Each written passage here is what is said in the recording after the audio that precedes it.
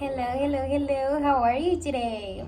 So it's nice to have you again under these particular sessions that we tend to have. So today I'm going to talk to you about social validation. What do we know about social validation? What do we perceive about social validation? Of course, I'm going to base this beautiful video on the book of Social Psychology by Roy. We've been talking about it in the past, and I want to keep doing that, to keep making the videos alongside the book that I've been reading. So I'll be reading some things like textually and also sharing my thoughts, because I think we need to know about all these concepts and terms. Sometimes we say those like pretty freely, like you like a lot of self-awareness, or you have like a bunch of stereotypes all over the place.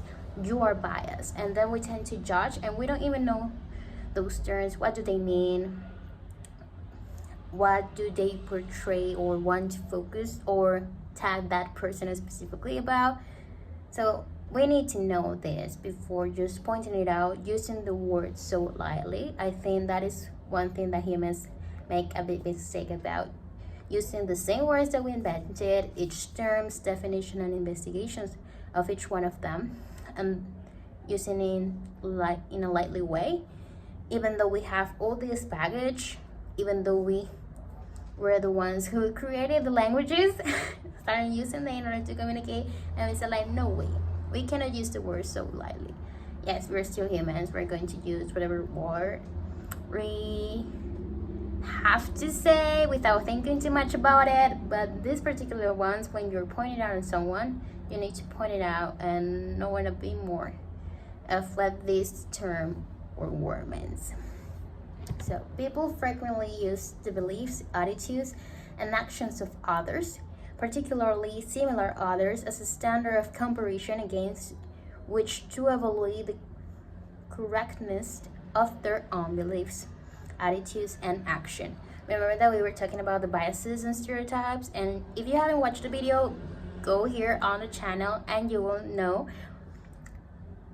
what does this term mean. And of course, I'm not only giving you the definition, the concepts, I'm also giving you the investigations, some of them made through this term, and the techniques for you to overcome all of these biases that we tend to have, and all of this confusion perhaps, and also this lack of knowledge that somehow people don't teach us really well what we're talking about in terms of the self, the mind, personal perspective, because I understand these are like ambiguous words.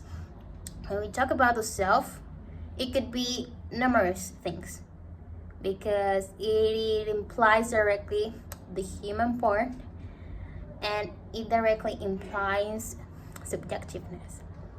That's the issue with this type of words, and in psychology in general, that everything depends. Everything depends on the person, everything depends on the situation, and that is something responsible to say, but that also opens the gap for a lot of confusion. And when you start a career, they say like, you need to base this on case by case. That's great. Professionals, they know that. But what about non-professionals? So we keep pointing out on everyone else around us, telling like, you like a lot of self-esteem. And it's like, wait a minute, but self-esteem, what technique do you recommend for this person to overcome it if that's the issue that this particular person has? Why did you target the person about this, about liking this odd thing? What do you think? But let's continue. It is common for individuals like you and I to decide on appropriate behaviors for themselves in a given situation by searching for information as to how similar others have behaved or are behaving in that situation. This simple principle of behavior accounts for an amazingly variety of human responses. So this means that based on the previous things that I just read, here we go with the researchers. Some research has shown that New Yorkers using it in deciding whether to return a lost wallet or whether to reuse the towels in a hotel room. Okay, so this is very common case to see both of them, and it is really intriguing. Also, the part that why we do what we do, it is something that is being handed to me a lot. So what do we decide, the things that we decide? What is like the ultimate cause of the last action or reaction that we tend to have? That is something to drive me to study what I studied, and that is also something that I keep having in mind, reading this type of theories and also trying to see what's the ultimate reason.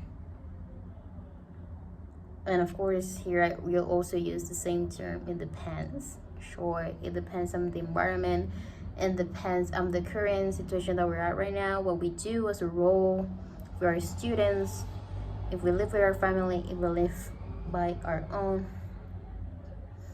So now we're going to talk about, based on this research, that I want to pause it there because I want to jump to this. So when we have like these typical common examples that we tend to do as society, then we have Festinger, that in 1954 he started talking about social comparison theory. So what is that? So people have a constant drive to evaluate themselves, as we tend to know. If available, people will prefer to use objective cues to make these evaluations, to make a point, right? If objective evidence is not available, people will rely on social comparison evidence instead.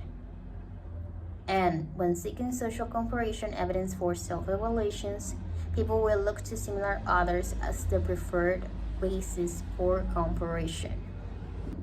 And this is an example. While sitting in a seminar, you find yourself feeling the room getting uncomfortably warm. Social comparison theory will make some predictions about how you will likely behave. First, you ought to feel a need to assess the appropriateness of your feeling, which should manifest itself as a search for validating information. So a social validation rule for compliance can be stated as follows. We should be more willing to comply with a request for behavior if it is consistent with what similar others are thinking or doing. Our tendency to assume that an action is more correct if others are doing it, it's like well used in a variety of settings. Bartenders often sold their tips or their tip jar with a few dollar bills at the beginning of the evening to simulate tips left by prior customers, and thereby to give the impression that tipping with folded money is proper borrowing behavior. And we tend to see this kind of things in marketing a lot. I've been dealing with marketing, and believe it or not, it's a lot about perception based on market research. So you're not thinking about what will this person will think. You're thinking about what will person will think towards this specific product or service. And with that being said, that's why we do like a lot of A/B testing. We need to know which is going to trap the person the most, but in order to buy and in order to leave money to a company, basically. So having this kind of little jumps or having this kind of little encouragement actions is most likely for the people to say like, hey, Sharon is wearing that shirt, then Karen is wearing the same shirt, then like half of the school class is wearing the shirt, so probably I should wear it, right? And that is how we create a trend. That is how we create something popular. Even though Marie said that so Sharon and Karen wearing that shirt, she wasn't even thinking about that color. It wasn't like her first choice if she would have saw that shirt at a clothing store. But she's going to wear it because everyone is wearing it, right? So why not? So I continue. Church ushers sometimes prime collection baskets for the same reason and with the same positive effect proceeds. Evangelic preachers are known to seat their audiences with ringers who are rehearsed to come forward at a specific time to give witness and donations. For example, an Arizona State University research team that infiltrated the Billy Graham organization reported on such advanced preparations prior to one of his crusade visits. By the time Graham arrives in town and makes his altar call, an army of 6,000 await with instructions on when to come forth at different intervals to create the impression of a spontaneous mass outpouring. And continuing with the marketing, advertisers love to inform us when a product is the fastest growing or largest selling, because they do not have to convince us directly that the product is good. They need only say that many others think so, which seems proof enough. Something similar happened with bestseller. After I read this, I said like, wow, perhaps that bestseller wasn't the bestseller, right? Perhaps it's just a dress that people didn't buy that much, but they want us to make a thing that it is bought enough in order to put it as a high up product, but probably it's not, and maybe they're overstock, and because people don't wanted that dress before and they need to get rid of them, perhaps, right?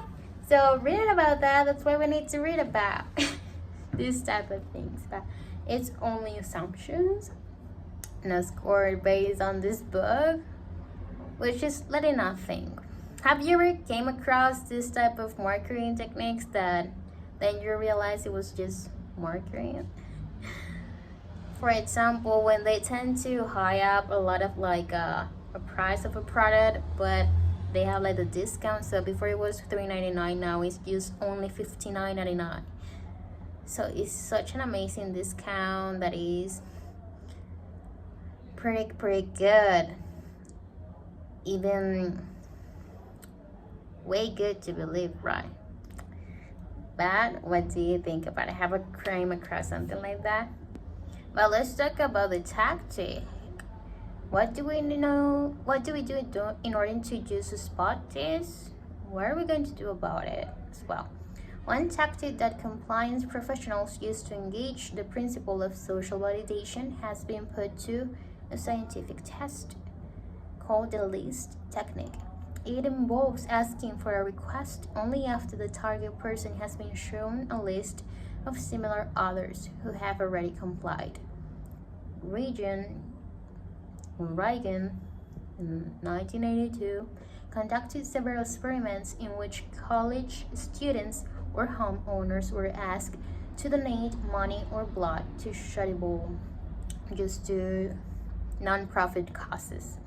Those individuals who were initially shown a list of similar others who had already complied were significantly more likely to comply themselves. What's more, the longer the list, the greater was the fit. So, have you ever fall for a discount for a large list of people? Part of those lines were entirely for people that were looking to buy that product, generally looking to buy, or were paid actors in the scene. Now I'm just intrigued about everything. So this wasn't in order for us to spot it. This experiment was in order to confirm that this is real. So I'm second guessing about everything, but just don't put yourself up like me. This is for educational purposes, of course, but I would like to know if you came across something like that, because that would be like pretty interesting to know. And let's talk about consistency. I think At the beginning, it could be like a plain word, but it has a lot to say. So I wait for your examples here of social validation techniques in the comments and see you next time. Bye bye.